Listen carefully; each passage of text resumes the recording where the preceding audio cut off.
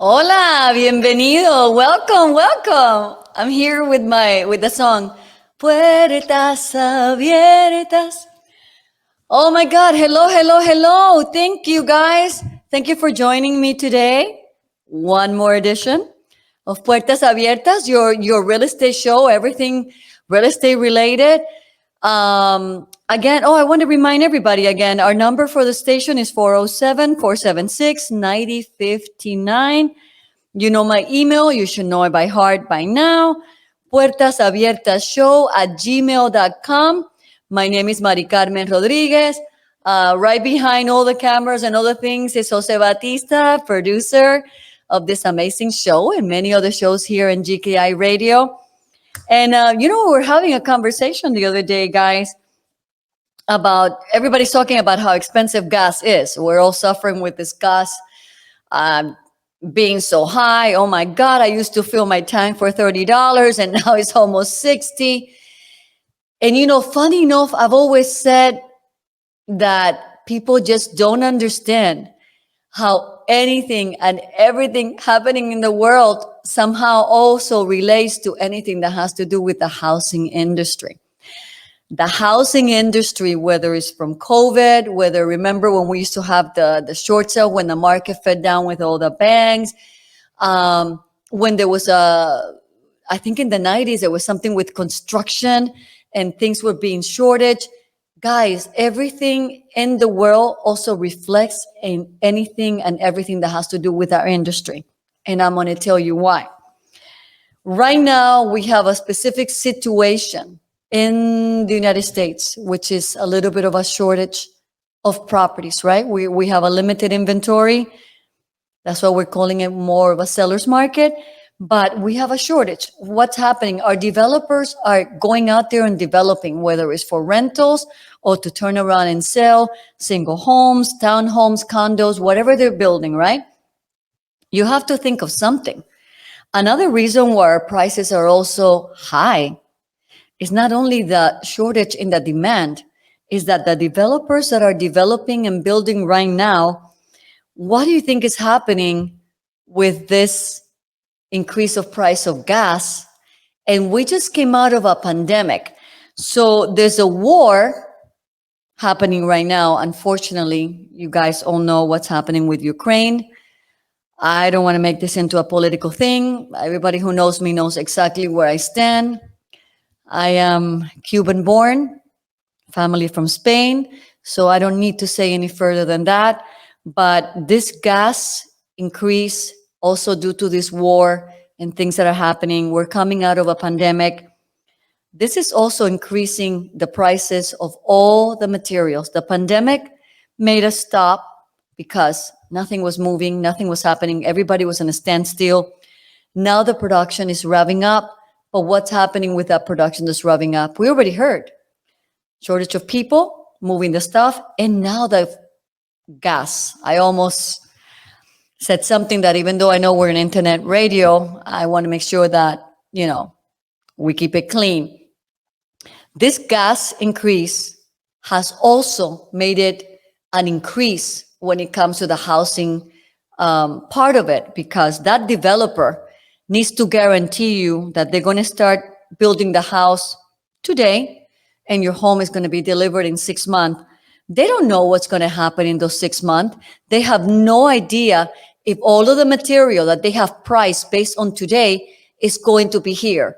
So what are many developers doing? They're not releasing all the inventory.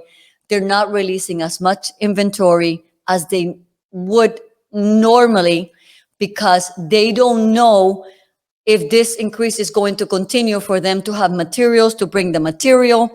I heard somebody from Lennar saying something that has to do with a particular metal that they're having now a little bit of a hard time finding. So what's happening is that the pricing of the homes are going to increase with many of our developers, right? With big GL, Lennar, Horton, Matami Homes, all of these big developers are going to be increasing a bit because they have no idea how fast materials are going to get to us, if if the gas increases are going to continue to go up. So what they're doing to combat that, in case you are thinking of going into purchasing something that is being constructed right now, it's going to be a little bit unstable. So if you are looking to buy new construction, get in now, do it right now, close your price right now, okay? Because we don't know what's going to be happening in a few months, and the developers are not putting out as much inventory that they would normally pre-sale because of that reason. So right now we have a lot going on in the world. A lot of different components are affecting our industry and our market, and you need to be aware how all of the things are coming together. And if you're looking to buy and you know that we're kind of tight and you are thinking that the best route is now to buy something that is pre-construction, maybe a place that is breaking ground or something that's already been constructed, but the developers still have some left, try to close your price as soon as possible. Lock it in. Lock it in because you don't know. I had somebody else that called me and said, oh, what happens if in a year or 2 years from now the market falls? Guys, if the market falls within a year or not, we don't know that. We don't know that. Nobody here has a little white ball. If things come down a little bit, then does anybody remember the time that we did the short sales? That was 2007 was when it fell, 2008, 9, 10, almost until 2011. Everything was short sale. We had inventory, but everything was a short sale. Very different from today. Very different from today, okay? But even at that, you work with what you have. Folks tell me, oh, don't buy now because maybe it'll still be falling.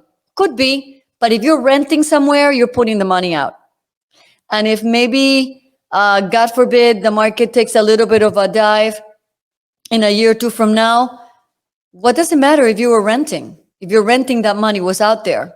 That money was not in your homestead property. So regardless, my humble opinion, again, as I always tell you guys, I'd rather have it in something that is mine, in something that you know is yours. Nobody's going to come and take away from you. And you realistically know that you can afford that. The banks are lending, the interests are low, but we do have all the circumstances in the world. If you are thinking of new construction, get out there, lock that puppy up, because we don't know what's going to be happening with the movement of materials, being that the gas is up, we're in the middle of a war, and we're coming out of a pandemic. I'm not an analyst. I'm not a financier, but all I can tell you, the reality of being out there right now, lock whatever you're going to buy right now, especially if it's under construction right now, lock it in, because developers are not putting out all of their inventory, all of their things. They're being careful, and they're spreading their inventory for a few years in order to make sure that they don't lose money. The only thing you can bet your life on it is that no developer is going to lose money or wants to lose a penny. So they're going to take those precautions. Now you take yours. Lock in that 3-4% interest that we're getting from banks. Try to lock yourself in something. And you know what? A roof over the head is a roof over the head, especially if it's within your means and you know that your job is pretty much secure. So go ahead and that. I want to remind everybody, oh my God, I have 1 minute to wrap it up and go into commercial. Guys, keep on writing me. Send me emails. Send me your opinions. Send me your thoughts. I love to hear from you. You know me already. I love to hear from you. I love to hear from everybody. This is your home. This is all inclusive. Give me your experiences. Bring me your experiences. And I would love to share it with everybody else who's listening. Again, my name is Maricarmen Rodriguez. This is Puertas Abiertas Show at gmail.com. You can reach me at 407-476-9059. That is the GKI Radio number. They'll be more than happy to take a message for me or anything that you may want to tell me, and they'll bring it home. I'm going to go into commercial and music break, but I'll be right back. And you don't want to miss today's shows. I am telling you, you don't want to miss it. I have amazing guests lined up for you. I always want to surprise you. And we have a story of someone that went through Hurricane Katrina that you don't want to miss. And I still have more tips and more information. And I am answering all the questions that you've sent me throughout the week in this show too, okay? So come on back, regresen, okay?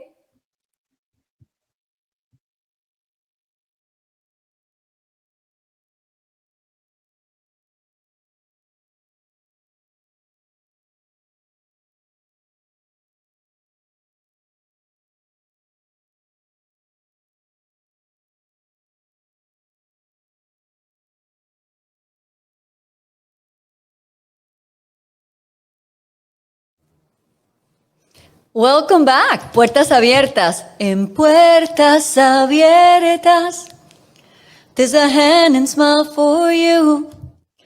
Yes. I love it. Guys, we're back. Talking, discussing tips, everything that you need for real estate. I think we're all singing because we're so stressed with this market where we have one house and 100 people looking for that one house. So yes, a lot of stuff going on, and we can all feel it. But right now I have a guest. She is a property manager. She's an investor in her own right. And what I wanted was to guide some of the investors that already have their own properties and how to handle them, how to keep them. And in case you're new in the market or you only have very few properties, especially in this market, what should you do and what should you not do? Remember, everything in real estate is a cycle and things can change. So right now, though we are in a seller's and landlord market, things can change. How do you best maintain, keep, and invest in your own property investment? With me today, Aracely Granada, back again. We had a great time. Lovely lady, originally from Colombia. Like I said, an investor in her own right. She owns many properties and she maintains all her properties. Hola, Aracely, gracias por regresar. Yo creo que te vamos a hacer un espacio permanente en nuestras puertas abiertas. Ay, gracias. Sí, porque nos encantó hablar contigo, tuvimos muy buena recepción, la audiencia nos dijo cosas muy interesantes de los programas que hemos hecho y de las cositas de las cuales hemos hablado. Pero hoy te quería preguntar lo siguiente, hay veces que tengo clientes o amigos o personas que escuchan nuestro programa que me preguntan, mira, ¿cuál es la mejor manera? ¿Cuándo debo de arreglar mi inversión de mi propiedad de inversión? ¿Cuánto puedo ponerle? ¿Cuánto debo de meterle? ¿Cómo debería manejar alguien, en tu opinión, sus propiedades de inversión? Bueno, cuando yo compro una propiedad, la arreglo lo mejor que yo pueda y ponerla en condiciones de que una persona pueda habitarla, de que una familia pueda habitarla. Eso me parece a mí muy importante, sobre todo también porque la propiedad se conserva. Si uno entrega una propiedad en malas condiciones, el deterioro va a ser más rápido.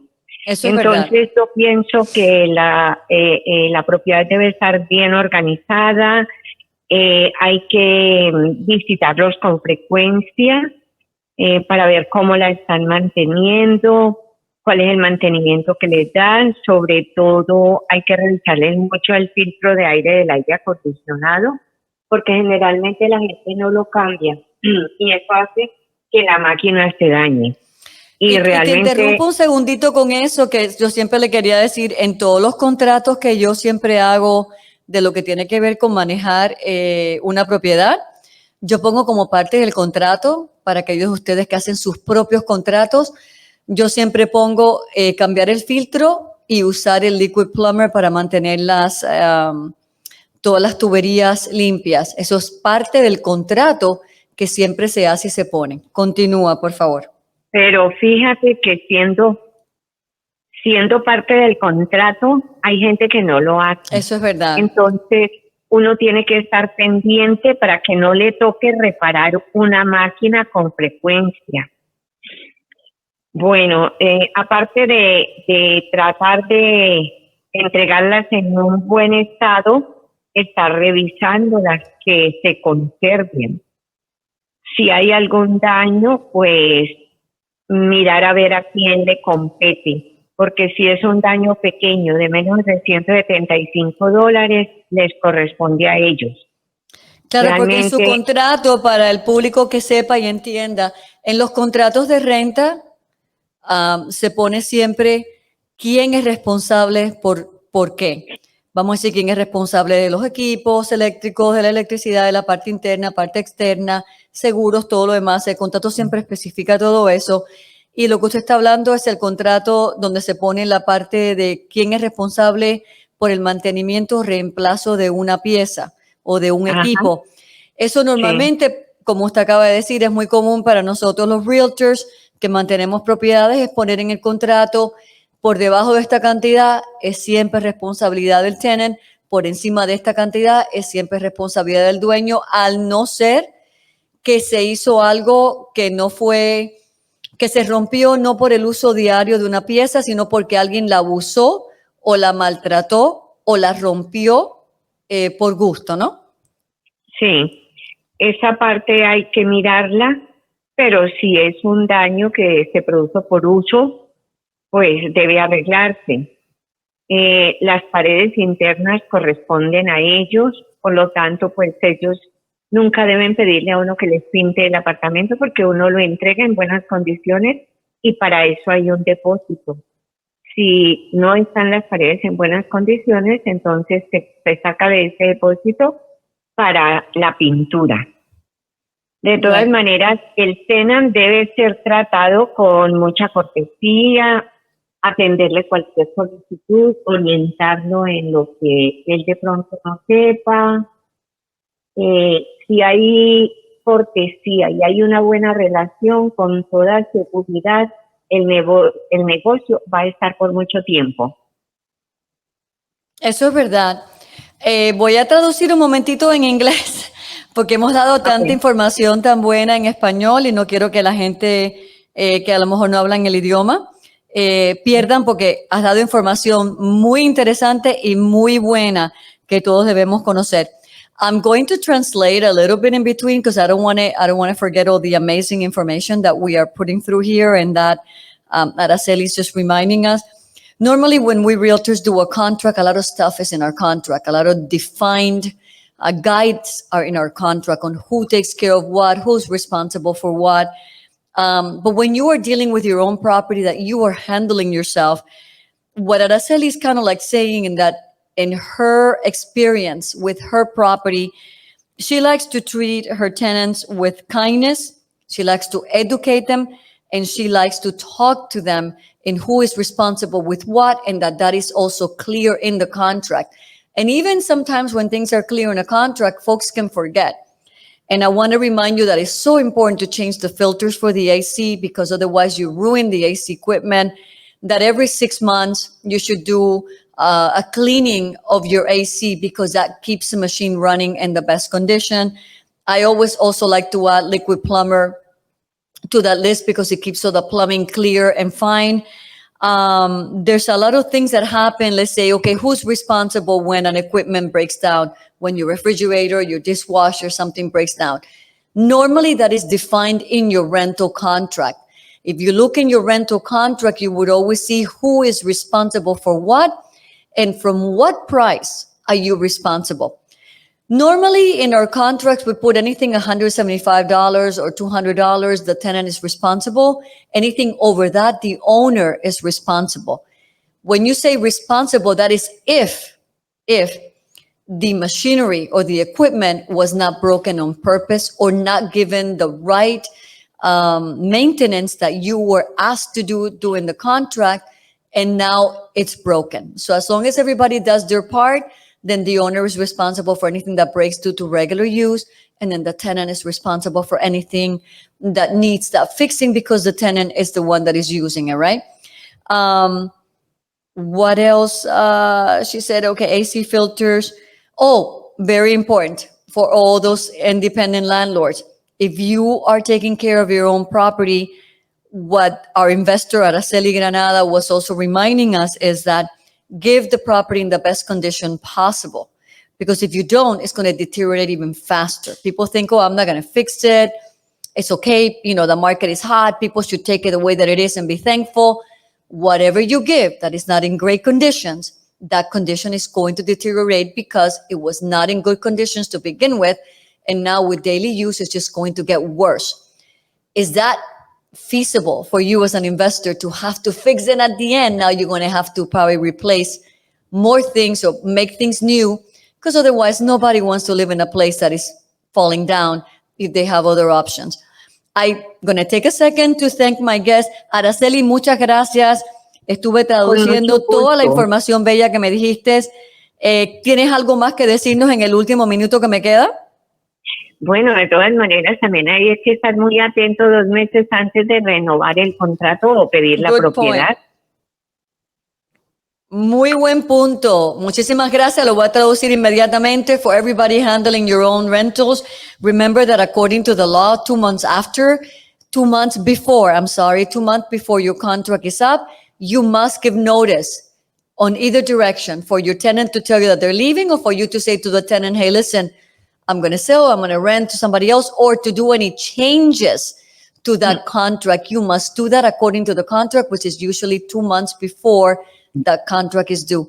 Aracely, thank you so much. Thank you for being with us here in GKI Radio en Puertas Abiertas, your show. Creo que te voy a dar un spot permanente.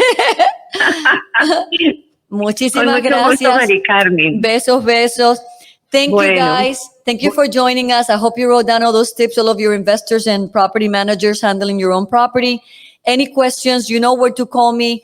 You know, this is Puertas Abiertas, Maricarmen Rodriguez. Send us an email. Call me at 407-476-9059 and leave me all of your advice, questions that you have. Call me, okay? We'll be ready to take the next questions for you folks. I see you really soon, okay? We're going to listen to some music.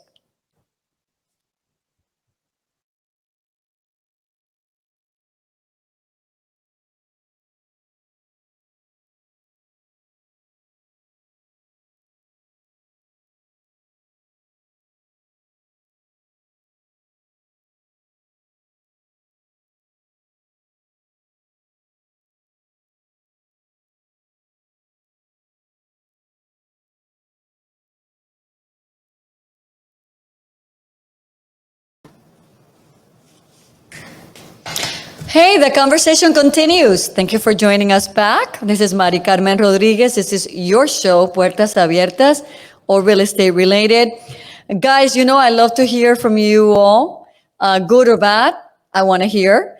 And we just got a call from Maria Martinez. And we were talking briefly about this market that we have. Unfortunately, one house, 100 people. But she's a seller. And we want to hear this story for all of you guys out there who are thinking of selling your home. Please listen, okay? Mari, how are you? I'm doing great. Well, so far. Yes, you know, funny enough, there's like repeating conversations in my office every single day. And one of them is when we represent sellers, especially in this kind of market, I'm one of those people, like, I want to make sure that before we even put that house in the market, where is my seller? Where's my client going to? What are they going to do? Do they have another place to live? Was this an investment property that they want to sell? Are they relocating? Hey, what are we doing? That's the conversation. It's almost like, you know, when you go to your financial advisor or your doctor, you sit down, hey, here's what I have. This is what I want to go. In your case, it was kind of weird because I've never heard of anybody who doesn't sit down first and say, hey, listen, I don't have a place to take you, and we're in a seller's market. So if you sell your home, where are you going to go? What are your intentions? But I'll leave the story to you. Please start, and this 10 minutes are yours. Okay, well, you know, my husband and I own a townhome, and because of the pandemic, we kind of like said, well, we need to move into another place that is bigger, that have an office. We have a 3-bedroom, 2.5 bathroom townhome, which it was pretty comfortable until then I went 100% to work from home, and he's partially working from home as well. So we had computer desks everywhere. So we decided that, well, let's go ahead and sell it. So we got a realtor that came by, and a seller came in. A buyer first came in and said, hey, I want to buy your townhome. And we thought, well, you know, hey, we didn't have to advertise the house. It was great. So we sold the townhome without having a place to move. Wow. My heart is already coming out of my chest. Just the thought. In a market that being good, being a nice person doesn't work that good. It's all about that money. It's all about the Benjamin. And unfortunately, we got stuck with the contract. We are getting close to the time where the buyer is gonna, we're gonna go on closing, and we still haven't found the house. We have placed many offers, but because of the fact that a lot of people are coming out of state with more money, with cash, we do have a VA loan, and I don't know why, as sellers also, something that I learned myself, it's that if you're not willing to make, not profit, but like if you're not willing to do a loan like FHA, VA, then don't do that. Just we take conventional and cash, right? I mean, I know it shouldn't be that way, but the majority of the houses that we have placed an offer, they all being at the end cash. Yeah. So, well, it's like, I think you're hitting in the nose many things that, like I said, in my own office, in my own small practice, we hit every day. Cash is king. It is what it is. It is what it is. Conventional loans could be also amazing, but I think it's also the terms and conditions where there's a lot of buyers that are becoming very aggressive because, like you said, yes, they're coming from other places. If you're coming from New York, California, some other places, imagine a little hole in the wall is $1 million. When you come to South Florida, $1 million is a respectable amount of money. So yes, they can go after homes and put a little bit more on the table, or say, listen, I don't care if it appraises for this. I'm willing to give you $5,000, $10,000, $20,000 over the appraisal. And we, the locals, or many folks, they don't have that extra money to put on the table. Now, you did say something that you have a VA loan. I don't understand. I don't know if it's lack of education or lack of understanding. A VA loan does not move necessarily like the FHA does for in many ways. Number one, there's no PMI.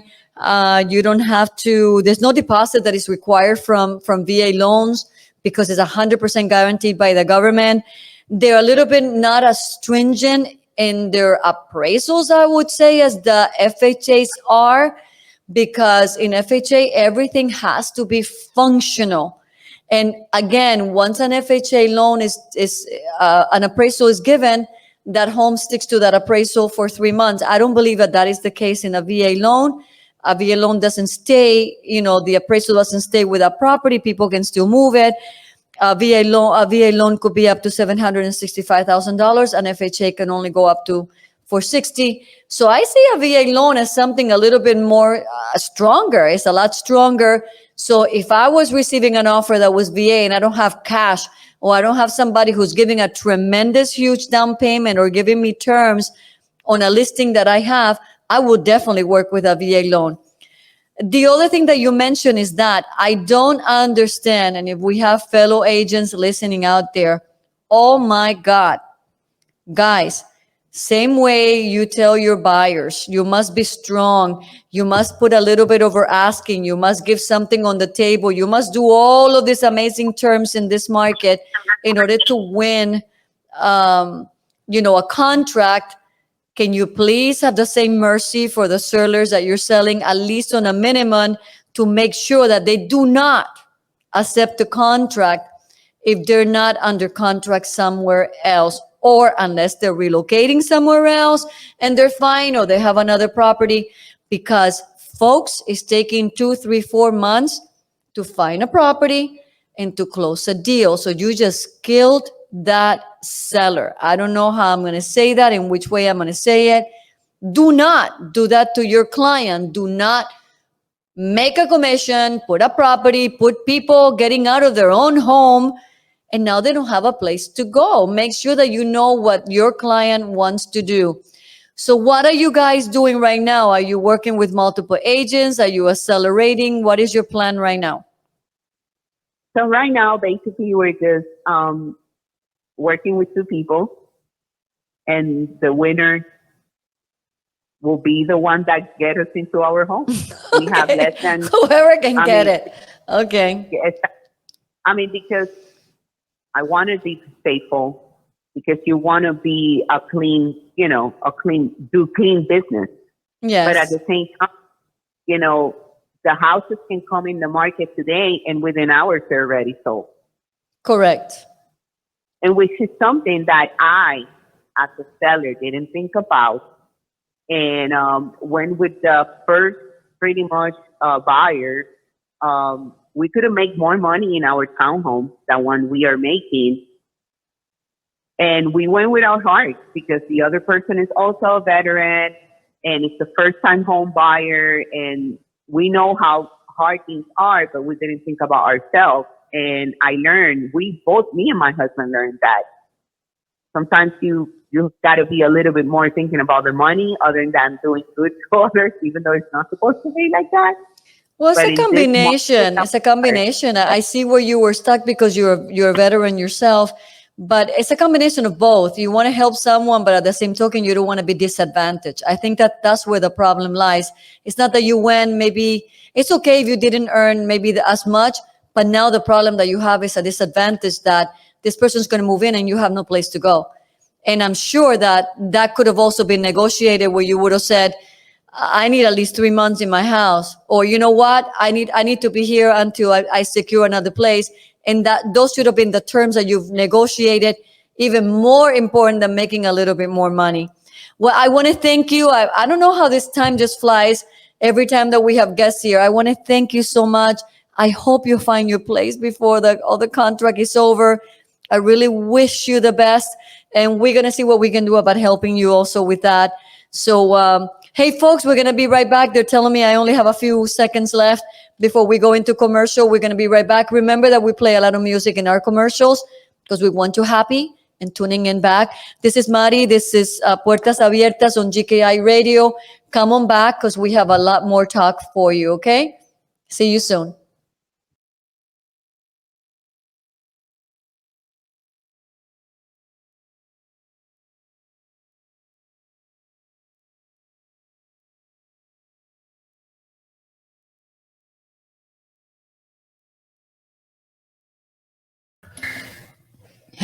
Hey, hi. How are you? We're Welcome back. Jody the Chihuahua is joining us today. Come on, Jody.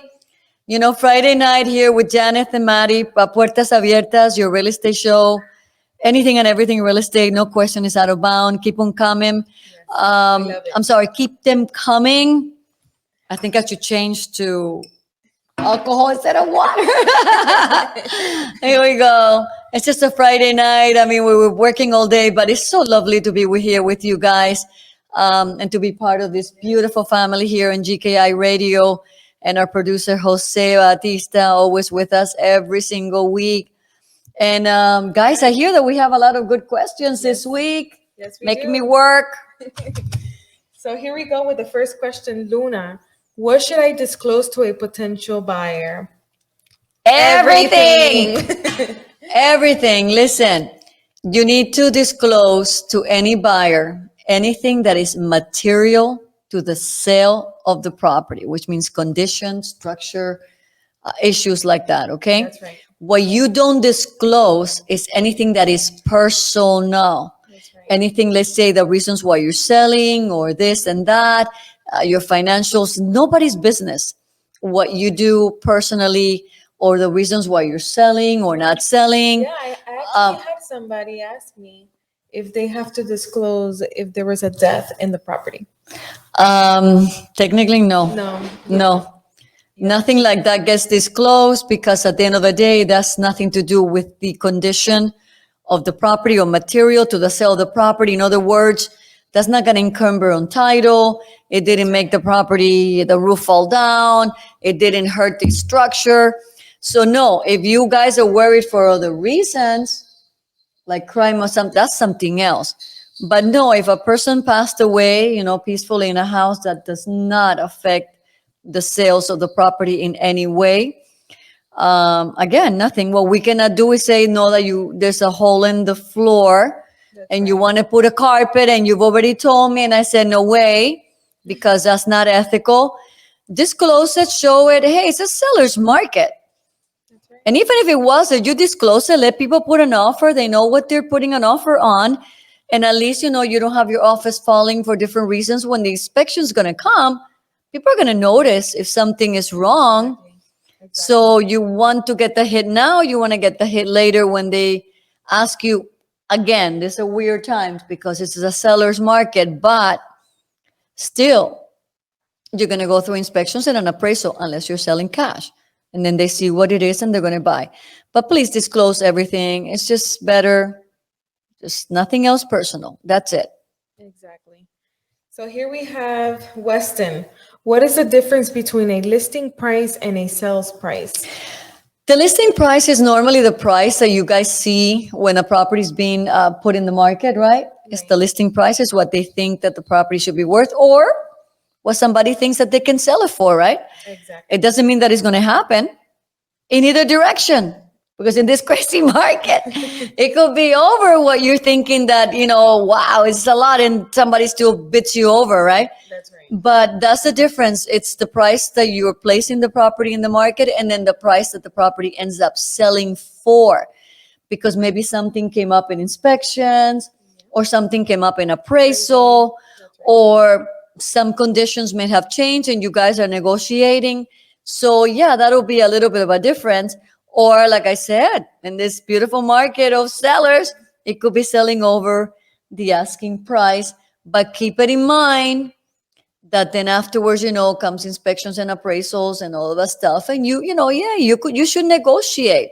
When you have a good deal on the table for a little bit more or less, you want to make the deal happen because otherwise you got to start all over again, 30 days with someone. So why not work it out one way or the other? But that is the difference. It's the actual price that the property closes for and not the price that the property was listed at. Okay? Awesome. Thank you so much. Here we have Edison. Is my home sale price based on square footage? Square footage is one of the factors, Right. but it's not the deciding factor. The condition of your property is part of that. The area is part of that. And then it's your square footage, okay? And remember that the square footage price is determined first by your area.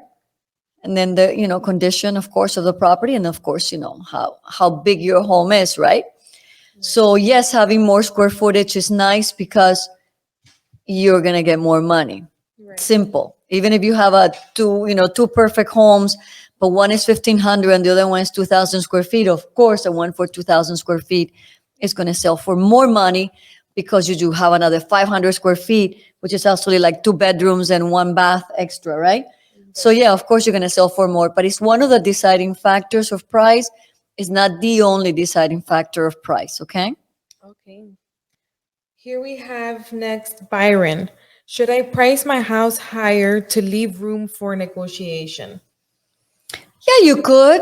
You definitely could. It's a good strategy. Just like I always say, make sure that you don't get yourself way crazy out there. Again, we're living very different times today, very unprecedented times where this is not a good market because we barely have, the inventory is very low, okay? But I wouldn't also price the property so crazy or overly high from what the area has, been able to hold, because you do want people to come. Even in a seller's market, you want people to come. You want them to put you offers and to bid on your home and to work with you, right? So yeah, of course, put it a little bit higher so you can negotiate. But in the seller's market, hey man, you're going to sell it, okay? And if you cannot sell it, you give Janet and me a ring because we'll have the buyer for you. Yes. If you have properties that you're having issues selling, please, my number, my email, Puertas Abiertas Show. Send them to me because I'm going to tell you. And in 48 to 72 hours, that home is not going to be in the market at all. We're being bombarded by buyers coming from all over the place, even locals, desperate for homes, beautiful VA loans, not being able to find a property. Come on, guys. Anything that you have that you want to sell, you know how to find us. Let me know and it will be gone. Yes, it will. It will be gone. Definitely. Here we have Austin. What happens if I am not happy and want to cancel my contract? If you are not happy and want to cancel your contract, depends where in the contract are you trying to cancel? That's right. Because if you're a buyer, I'm going to assume that you're a buyer, not a seller, because it could go either way. A seller may want to get out of a contract, especially in this crazy market. Didn't we just had a person that called not too long ago? I forgot in one of the shows that her home was sold and now she couldn't find a place to live. Oh, yes. So she was wondering how she can extend this or be able to get out. And I'm thinking, who in the right head sells the property without knowing where those folks were going to go next?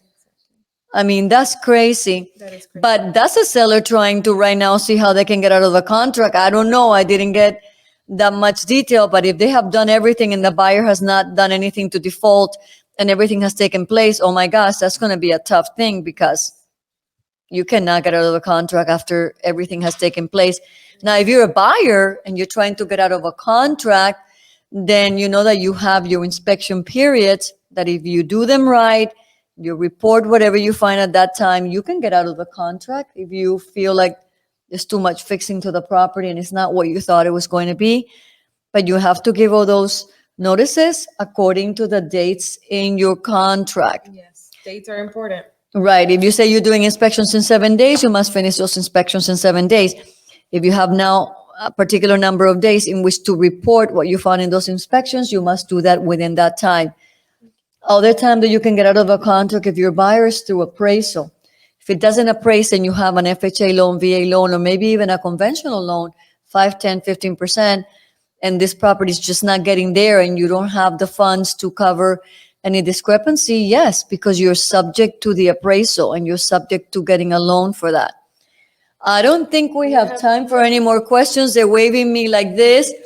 I'm going to remind you again that this is your home. Puertas Abiertas is here every single week, Friday night. GKI Radio, 9 p.m. Janet and I are always here for you every single week.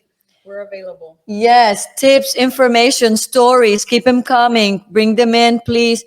And any suggestions, I need suggestions. I mean, I don't know what you guys are thinking out there. Maybe what is interesting to me might not be of interest to you. So please keep them coming. Again, 407-476-9059. Puertas Abiertas show@gmail.com. You see my name every time you see the show. So it's very easy email to send us. Jana, you want to say bye to everybody? See you next week. See you next week. Thank you so much for tuning in. Bye. Besitos, besitos, and stay safe, okay? Stay everybody safe. See you next Friday. We got a date.